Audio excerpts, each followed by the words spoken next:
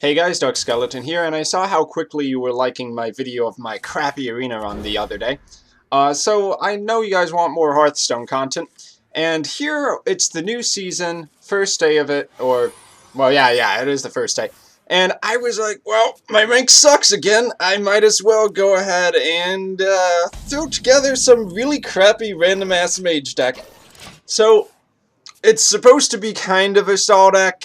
I don't know exactly what it is, really. There's no Giants, there's no Echo of Medivh. There's a Ysera, which is just mind control bait, but I mean, it's pretty good against other classes.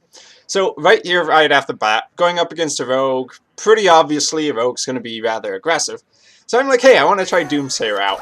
And I was thinking, well, he'll hit me for 3 damage, but I'm 90% sure he actually cannot kill that, at least without using a couple of spells from his hand.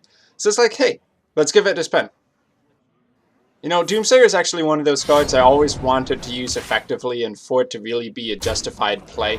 But I think my problem was I was always trying to be too greedy with it. I think I'm realizing more and more it's not so much oh, you get card advantage because you get 4 kills for one kind of card. Because usually, unless you have a Frost Nova in your hand, they'll just use 3 or 4 minions to take it out. But if you use it like I just did, it prevents your opponent from playing more stuff, and I could be wrong, but it seems to me that's the real benefit of Doomsayer. Your opponent is about to get out of control, you know he has a strong tempo deck, but if you play the Doomsayer, he can't do anything about that. The more minions he plays, the harder he just gets punished for it, so he doesn't play any minions.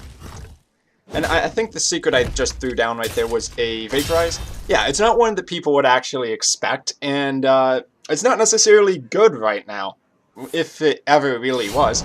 But what it does mean is until he attacks my face with a minion, I can buff up my Ethereal Arcanist pretty much indefinitely. And if he's going to try to play board control, that could actually be a while. And I think that might be one of the little nice things about playing secrets that your opponent actually wouldn't expect. Yes, it's not really worth putting in Spellbinder or cards like that just to throw your opponent off guard. But it is a nice side benefit. Like if you're a hunter and your opponent's expecting a freezing trap, they might not attack at all. And if you bluff a freezing trap with an explosive trap, then later on they figure out it's an explosive trap. Then yeah, they're going to be kicking themselves a bit. That could really turn the tides of a game, especially one where your opponent is playing aggressively like this. And I think kind of interestingly, the Rogue didn't play a minion right there at all, and if you look at my health total, I'm completely fine. I don't know what he's expecting to pull off just having a weapon, but if he is not a board control deck, and I think obviously he's not, very, very few Rogue decks really, Rogue decks really are, then he's going to be screwing himself over by not actually playing minions. I know I could trade into them, but really what choice do you have? Unless you have an Assassinate in hand or something like that. I mean, clearly though, I mean, you look at the cards he's playing. Iron for Grizzly, Voodoo Doctor. Those are pretty bad cards. It's kind of clear that this guy is just a noob that I'm stomping on for your amusement, but it is kind of fun to play this random deck, even if it's against bad players with not nearly the same card selection as I am. I find it amusing in a sick way, okay? It's just fun to throw off all their plans just by playing a Doomsayer. And now that my Ethereal Arcanist is getting out of control, oh, best card in the game, it gets +2/+2 every turn. Actually, I think I kind of like that one rogue card, the Iron Sensei, a little bit better than Ethereal Arcanist, because it kind of spreads the power out, whereas with Ethereal Arcanist, its weakness is that it's all contained in one minion. Plus, when it gets this big, it's weak to BGH. Not that he's going to have one.